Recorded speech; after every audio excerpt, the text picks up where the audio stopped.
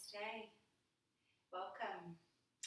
In today's Asana Lab, we are going to be going through Bakasana, crane pose, which is an unbalance. And it's one that it's probably the most common one that you'll come across if you're going to a standard class, it might pop up. I love unbalances. Crane pose is a fantastic pose. It requires strength. It requires determination. Falling out is all part of the process when learning any poses, but definitely as we're moving into our arm balances, that's just part of the gig.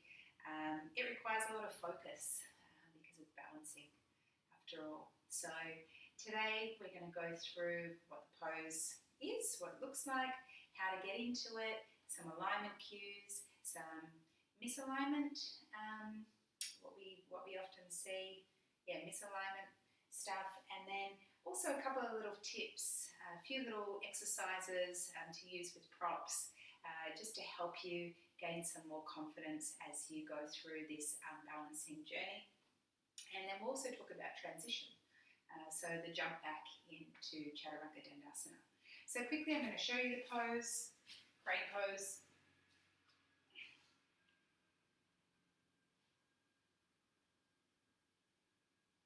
There we have it, Bakasana. So as I was saying, it's a strong pose, it requires a fair bit of strength. So some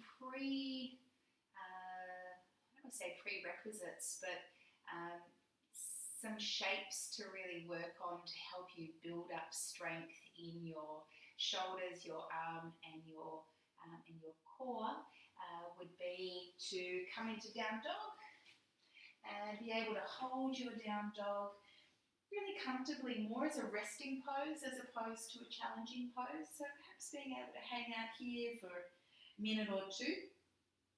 Another great one would be to come down into dolphin, so coming down onto the forearms, working your dolphin pose. And again, being able to hang out here for a minute or two.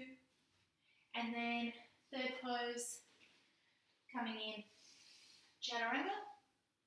So really Chaturanga, working the core there and working the arms and the shoulders. So other stuff that's great would be to come in and do any sort of core work. Working in Asana, for instance, would be your boat pose would be great as well. So there are a couple of shapes that will definitely, once you get comfortable in those, will be helpful for you as you move into Bakasana. So let's talk about how we get into it and our alignment. So let's just say we're in forward fold. We're going to take the hands shoulder width apart. From here, the feet are going to come so that they're positioned behind the wrists. They can be a little bit further back, but just in line with the back of the wrists. And then from here, we're going to bend the elbows back. So we're not taking the elbows out to the side, we're bending them back. We're going to come up on our toes. We're going to try and position our knees as high up onto the back of the arms as we can. So somewhere in between the elbow and the armpit. So once you've found your spot, from here, I'm going to shift the weight forward. So the weight's going to come a bit into the hands here. This is where we start to play with that balance. Pressing into the hands. There's the weight. We're going to lift. Slight bend of the elbows to start. Maybe one leg up. Maybe both. Take the heels towards the bum. Protract the shoulders. So press into the earth. Round the shoulders. Bit shaky here. Exhale, come down. Whew. Okay, that one was not my best attempt, but welcome to the world of all shapes, but definitely arm balances. Lucky we're going to be giving it a few more turns. So our drishti in this shape is up towards the top of the mat. So, a couple of things to remember. Let's go through once more. Hand shoulder width apart. Feet behind the wrists in line with the wrists.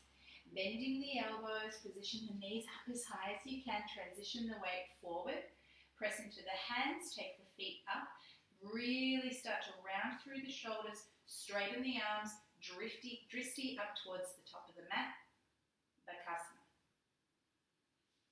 Whew. It's strong and it's tiring once you do quite a few of those. One of the most common things I hear from students is that they want to learn the shape, but they're scared of falling forward, and that's, totally understandable. Nobody wants to fall down and fall on their face. Falling, though, is a really good way to learn where your balancing point is. So it kind of comes part of the parcel as we do our arm balances, but a way that we can support ourselves is to use some props. So one that I like to do is to use a block, and the block is going to act as our new earth for our forehead. If we're falling forward, rather than falling all the way down here, we're actually just going to tap the forehead onto the block. So this is a nice little way to try and help us with the psychological battle or fear, let's say, of falling during the practice. So just to show you, the block will be roughly 1 block distance away. Let's take the hands, again, shoulder width apart, feet are positioned behind the wrists, bending the elbows back, not out to the side, taking the knees as high as you can, shifting the weight forward, maybe one or both legs go up, heels go towards the bum, straighten the arms. Oh no, I'm falling. No, I'm not. I've hit the block. Yay. And then you can even push back if you choose. Try and find your balance. Falling. No, I'm not. So you can play around with that. It's great. I mean, the distance is going to vary depending on the length of your body. So just have a bit of a play around there. I mean, you could always, if you wanted to, stack up a bunch of cushions, especially if you're practicing at home, lots of pillows. So if you fall forward, you're going to fall on a soft surface. The other thing that I've had students have a bit of a problem with is, or challenge with, let's say, is just getting their knees high up onto the arms.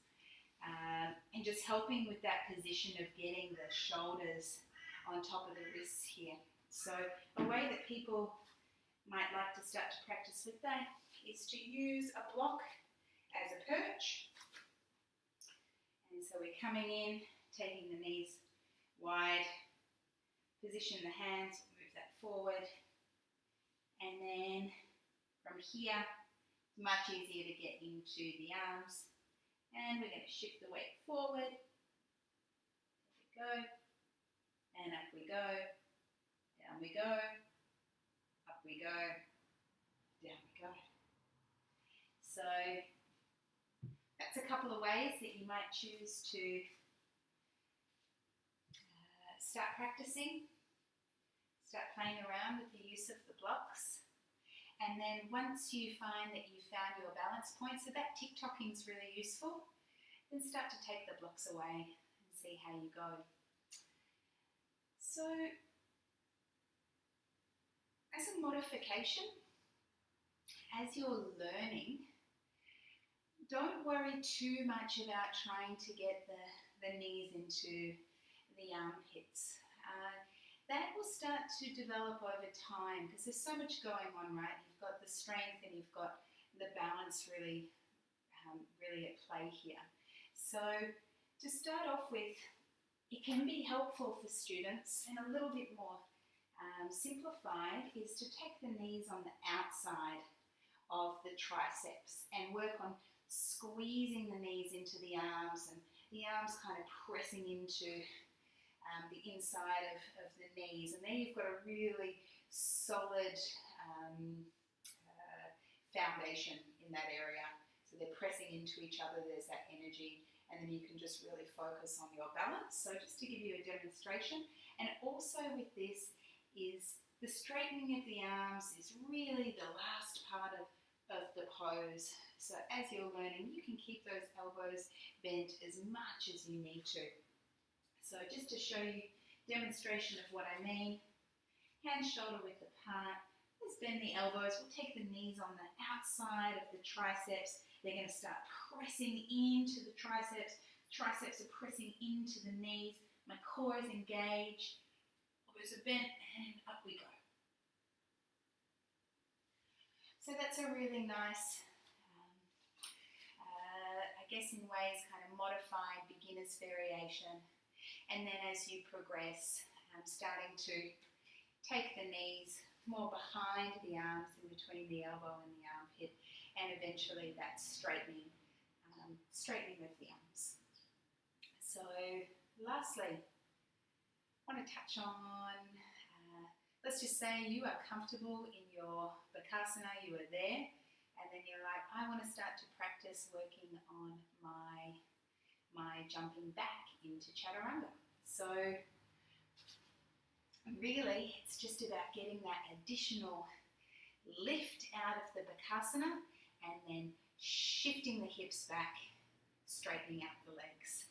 So it's quite quick, lift, hips back, legs straight.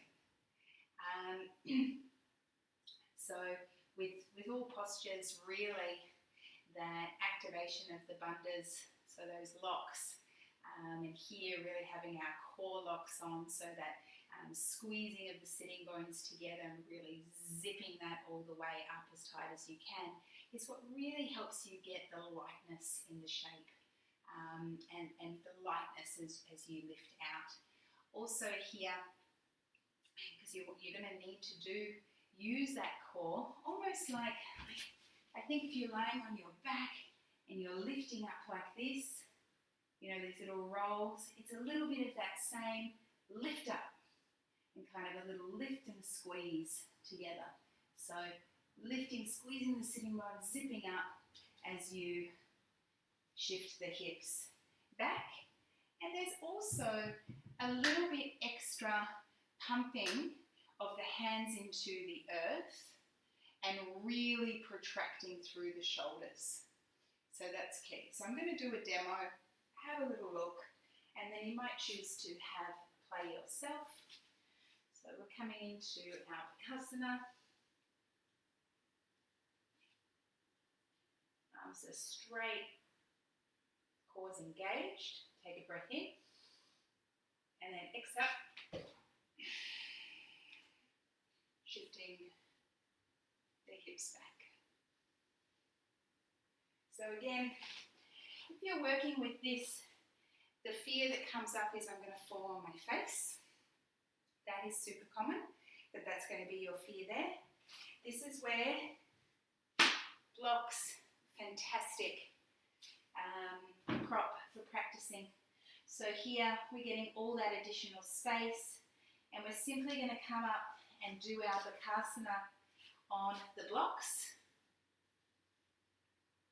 Coming up, nice and high, and then take a breath in. Exhale, come down. So you get a lot more space to be able to, little cramp in the feet, to move through. So, that is Bakasana, strength-based pose, and also balancing pose. Requires arm strength and core strength. Also requires focus with the balance. Core alignment features, hand shoulder width apart, really press the hands into the earth, trying to get the knees as up high as you can in between the elbows and the armpits. That protraction of the shoulders, so that really rounding through of the spine, and Dristi is up towards the front of the mat. Modifications, as you're learning, use the blocks as much as you need to either support you if you have a fear that you might fall forward, or in order to get your knees up if you want to stand up on it to get them as high up as you can into the arms. And also, again, for the beginner, you can take the knees on the outside of the arms, the triceps, and work it that way. And slowly, once you maintain your balance, start to work on bringing the knees behind the arms. And chaturanga-wise, just practicing with the jump backs, maybe starting off using the blocks as you progress through. So yeah, if this is your first step into the arm balance family, have some fun, be safe, know where your limitations are, how you're feeling on the day, and if it's a day where you're not feeling very strong, then maybe opting to not work through your Bakasana, but perhaps just coming down and taking a Malasana pose if it's in a sequence. So yeah, enjoy and happy flying. Thank you.